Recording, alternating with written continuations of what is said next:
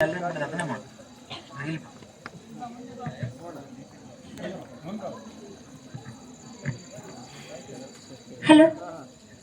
ನಾನು ಅನುಷಾ ಕರಿಬಸಿಯ ಹಿರೇಮಠ್. ನಾನು ಹಾವೇರಿ ಜಿಲ್ಲೆ ಶಿಗ್ಗಾಂವ್ ತಾಲೂಕಿನ ಕಿತ್ತೂರಾಣಿ ಚೆನ್ನಮ್ಮ ವಸತಿ ಶಾಲೆ ಜಕ್ಕನಕಟ್ಟಿಯಲ್ಲಿ 9ನೇ ತರಗತಿಯಲ್ಲಿ ಓದ್ತಾ ಇದ್ದೇನೆ.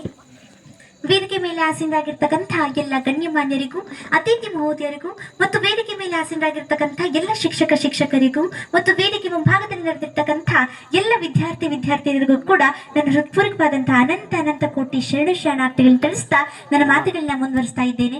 ಊರಿಂಗೆ ದಾರಿಯೇನು ಆರ ತೋರಿದಡೇನು, ಊರಿಂಗೆ ದಾರಿಯೇನು ಆರ ತೋರಿದಡೇನು, ಸಾರಾಯದ ನಿಜವ ತೋರುವ ಗುರುವು ನಾರಾದರೇನು ಸರ್ವಜ್ಞ ಅಂತ ಹೇಳ್ತಾ, ಇವತ್ತು ನಡೆದಿರ್ತಕ್ಕಂಥ ಜಿಲ್ಲಾ ಮಟ್ಟದ ಒಂದು ಭಾಷಣ ಸ್ಪರ್ಧೆಯಲ್ಲಿ ನಾನು ಆಯ್ಕೆ ಮಾಡ್ಕೊಂಡಿರ್ತಕ್ಕಂಥ ವಿಷಯ ನನ್ನ ಮತ ನನ್ನ ಹಕ್ಕು ಅಂತ, ಮೈ ವೋಟ್ ಮೈ ರೈಟ್ ಅಂತ. ಅಂದ್ರೆ ನನ್ನ ಮತ ನನ್ನ ಹಕ್ಕು ಅನ್ನೋದು ಇದು ಕೇವಲ ಒಂದು ಪದವಲ್ಲ, ಇದು ಭಾರತದಲ್ಲಿರ್ತಕ್ಕಂಥ ಪ್ರತಿಯೊಬ್ಬ ಪ್ರಜೆಯ ಒಂದು ಗೌರವ, ಪ್ರತಿಯೊಂದು ಪ್ರಜೆಯ ಜವಾಬ್ದಾರಿ ಮತ್ತು ದೇಶದ ನಿರ್ಮಾಣದ ಒಂದು ಶಕ್ತಿ ಅನ್ನೋದ್ರಲ್ಲಿ ಅನುಮಾನ ಇಲ್ಲ ಬಂಧುಗಳೇ ಅಂತ. ನೋಡಿ, ಉತ್ತರದಲ್ಲಿ ಉತ್ತುಂಗ ಹಿಮಾಲಯ, ದಕ್ಷಿಣದಲ್ಲಿ ಅಗಾಧ ಶರೀರಿ, ಮೇಲೆ ಕಿರೀಟ ಪ್ರಾಯಮವಂತ, ಕೆಳಗೆ ನೀಲು ಸಿಂಧು ಜಲಸ್ಪರ್ಶ. ತನ್ನ ಮಧ್ಯೆ ಬೆಳೆದು ನಿಂತಿರ್ತಕ್ಕಂಥ ಯಾವ್ದಾದ್ರೂ ಒಂದು ದೇಶ ಇದ್ರೆ ಅದು ನಮ್ಮ ಭಾರತ ವರ್ಷ ಅಂತ ಇವತ್ತು ಹೆಮ್ಮೆಯಿಂದ ಹೇಳ್ಕೊಳ್ಬಹುದು ಬಂಧು ಮಿತ್ರರೇ ಅಂತ. ನೋಡಿ, ಅಂತಹ ಭಾರತ ಅಂತ ತಗೊಂಡಾಗ ನಮ್ಗೆ ಮೊದಲಿಗೆ ನೆನಪಿಗೆ ಬರೋದು ಪ್ರಜಾಪ್ರಭುತ್ವ ಅಂತ ಹೇಳ್ತಾರೆ. ಹಾಗಾದ್ರೆ ಪ್ರಜಾಪ್ರಭುತ್ವ ಅಂದ್ರೆ ಏನು ಅಂತ ನೋಡೋದಾದ್ರೆ ಹೇಳ್ತಾರೆ, ಪ್ರಜೆಗಳಿಂದ, ಪ್ರಜೆಗಳಿಗಾಗಿ, ಪ್ರಜೆಗಳಿಗೋಸ್ಕರ ಇರ್ತಕ್ಕಂಥ ಸರ್ಕಾರವನ್ನೇ ನಾವು ಪ್ರಜಾಪ್ರಭುತ್ವ ಸರ್ಕಾರ ಅಂತ ನಾವು ಕರೀತೀವಿ. ಮತ್ತು ಇದನ್ನು ಯಾರು ಆಯ್ಕೆ ಮಾಡ್ತಾರೆ ಅಂತ ನೋಡೋದಾದ್ರೆ ಜನರು ತಮ್ಮ ಮತದಾನದ ಮೂಲಕ ಪ್ರಜಾಪ್ರಭುತ್ವ ಸರ್ಕಾರವನ್ನು ಆಯ್ಕೆ ಮಾಡ್ತಾರೆ ಅಂತ ಹೇಳುತ್ತಾರೆ. ಹಾಗಾದ್ರೆ ಮತದಾನ ಅಂದ್ರೆ ಏನು ಅಂತ ನಾವು ನೋಡೋದಾದ್ರೆ ಹೇಳುತ್ತಾರೆ, ಮತದಾನ ಯಾರನ್ನ ನಮ್ಮ ಪರವಾಗಿ ಆಡಳಿತ ನಡೆಸಲು ಆಯ್ಕೆ ಮಾಡಬೇಕು ಎಂಬ ಒಂದು ನಿರ್ಧಾರವನ್ನ ತಕ್ಕ ರೀತಿಯಲ್ಲಿ ಮಾಡುವಂತ ಹಕ್ಕನ್ನೇ ನಾವು ಮತದಾನ ಅಂತ ಕರಿತೀವಿ ಅಂತ.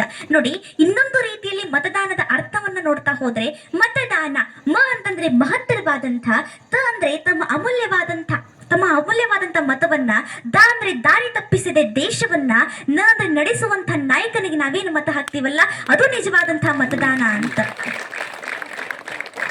ಇವತ್ತು ಪ್ರಜಾಪ್ರಭುತ್ವನ ನೋಡಿದ್ದೀವಿ. ಪ್ರಜಾಪ್ರಭುತ್ವದ ಮೂಲ ತತ್ವ ಏನು ಅಂತ ನಾವು ನೋಡೋದಾದ್ರೆ ಅದ್ರಲ್ಲಿ ಹೇಳುತ್ತಾರೆ, ಈ ಒಂದು ಪ್ರಜಾಪ್ರಭುತ್ವ ಸರ್ಕಾರ ಜನರಿಂದಲೇ ಆಯ್ಕೆ ಆಗಿರುತ್ತೆ ಮತ್ತು ಜನರಿಗೋಸ್ಕರನೇ ಕೆಲಸ ಮಾಡುತ್ತೆ ಅಂತ ಹೇಳುತ್ತಾರೆ. ಇವತ್ತು ಇತ್ತೀಚೆಗೆ ಒಂದು ನಿಯಮವನ್ನು ಹೊರಡಿಸಿದ್ದಾರೆ. ಏನು ಅಂತಂದ್ರೆ, ಇಡೀ ಒಂದು ಕರ್ನಾಟಕದ ಎಲ್ಲಾ ಒಂದು ಶಾಲೆಯಲ್ಲಿ ಅಥವಾ ಭಾರತದಲ್ಲಿರ್ತಕ್ಕಂಥ ಎಲ್ಲಾ ಶಾಲೆಯಲ್ಲಿ ಈ ಒಂದು ಸಂವಿಧಾನ ಪ್ರಸ್ತಾವನೆಯನ್ನ ಹೇಳಬೇಕು ಅಂತ.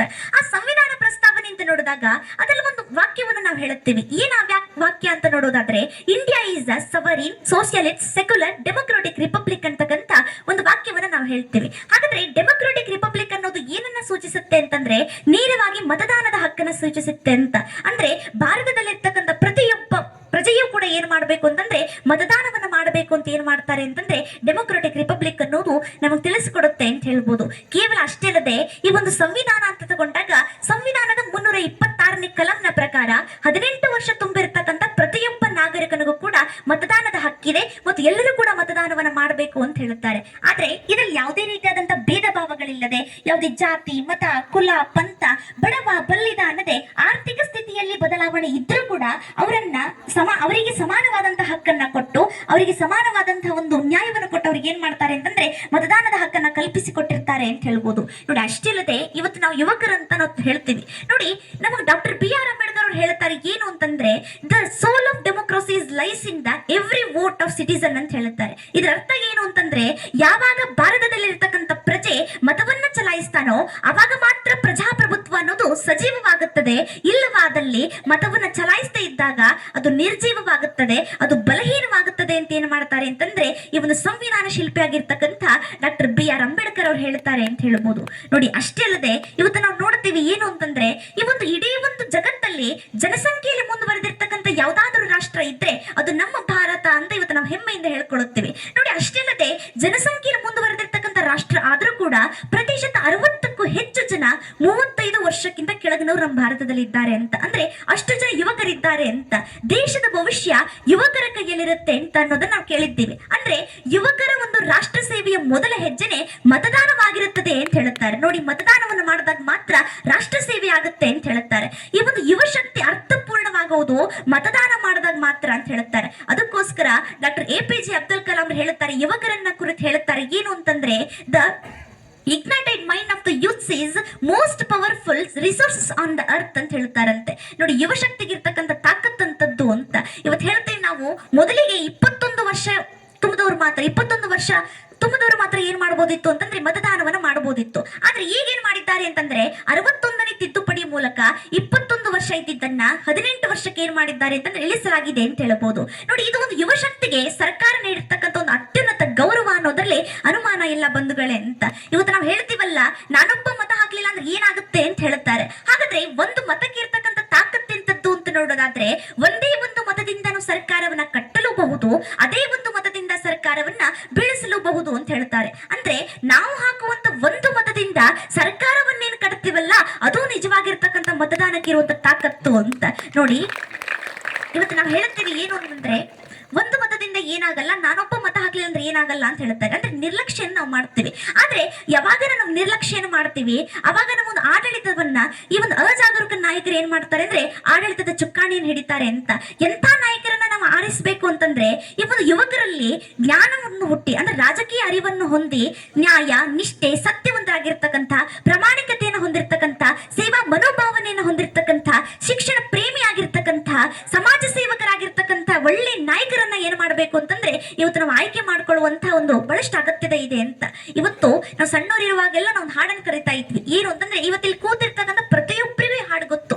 ಏನು ಅಂತಂದ್ರೆ, 1 2 ಬಾಳಲೆ ಹರಡು, 3 4 ಅನ್ನ ಹಾಕು, 5 6 ಬೇಳೆ ಸಾರು, 7 8 ಪಲ್ಯಕದಂಟು, 9 10 ಎಲೆ ಮುದಡೆತ್ತು ಅಂತಕ್ಕಂಥ ಹಾಡು ನಮ್ಗೆಲ್ರಿಗೂ ಕೂಡ ಗೊತ್ತು. ಇದರಲ್ಲಿ ಒಂದು ಸಣ್ಣ ಅಂಶ ಅಡಗಿದೆ. ಏನು ಅಂತಂದ್ರೆ, ಆಗಿನ ಕಾಲದಲ್ಲಿ ಭಾರತೀಯರು ಏನ್ ಮಾಡ್ತಾ ಇದ್ರು, ಹಿರಿಯರು ಏನ್ ಮಾಡ್ತಾ ಇದ್ರು ಅಂತಂದ್ರೆ, ಊಟ ಮಾಡಿದ್ಯಾ ಎದ್ದು ಹೋಗು ಅಂತ ಕಳ್ಸಿಕೊಡ್ಲಿಲ್ಲ. ನಮ್ಗೆ ಏನ್ ಮಾಡ್ತಾರೆ ಅಂತಂದ್ರೆ, ಊಟ ಮಾಡಿದ ತಕ್ಷಣ ಎಲ್ಲವನ್ನ ಸ್ವಚ್ಛ ಮಾಡಿ ಎಲೆಯನ್ನ ಮುದಡಿ ಏನ್ ಮಾಡ್ಬೇಕು ಅಂತಂದ್ರೆ ಹೊರಗೆಸಿಬೇಕು ಅಂತಕ್ಕಂಥ ಸ್ವಚ್ಛ ಭಾರತದ ಅಭಿಯಾನವನ್ನು ಅವತ್ತೇ ಕಲ್ಪಿಸಿಕೊಟ್ಟಿದ್ರು ನಮ್ಮ ಹಿರಿಯರು ಅಂತ. ನೋಡಿ, ಅಂತ ಒಂದು ಸಂಸ್ಕೃತಿ ನಮ್ಮ ಭಾರತದಲ್ಲಿ ಇತ್ತು ಅಂತ. ಇವತ್ತು ಭಾರತದಲ್ಲಿ ಸಂಸ್ಕೃತಿಯ ಕೊರತೆ ಇಲ್ಲ, ಸಂಸ್ಕೃತಿ ಇದೆ, ಆದ್ರೆ ಜಾಗೃತಿಯ ಕೊರತೆ ಇದೆ ಅಂತ.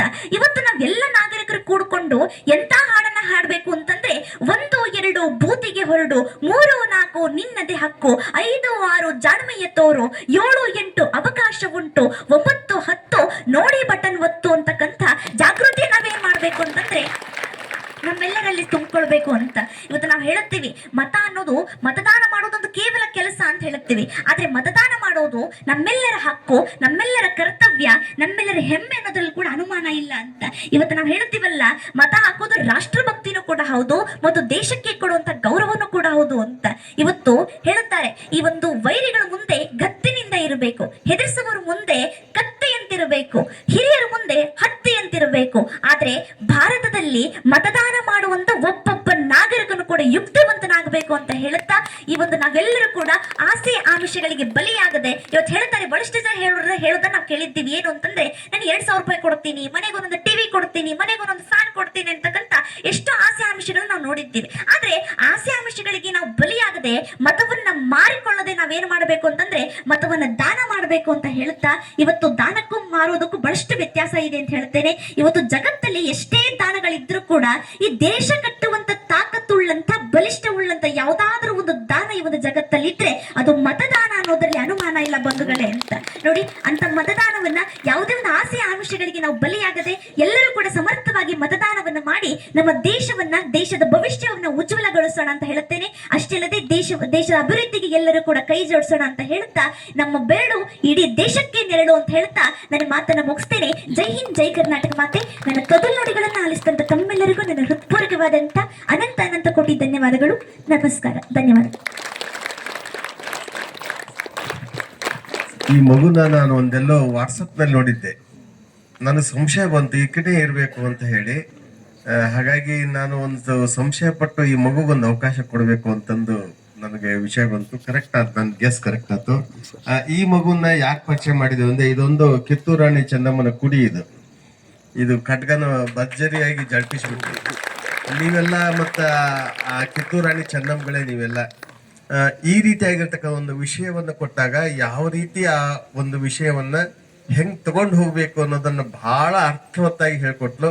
ಅಮ್ಮ, ನಿನಗೆ ಸೋರ್ಸ್ ಹೆಂಗ್ ಮಾಡಿದೆ, ಸೋರ್ಸ್ ಹೆಂಗ್ ಕಲೆಕ್ಟ್ ಮಾಡಿದೆ?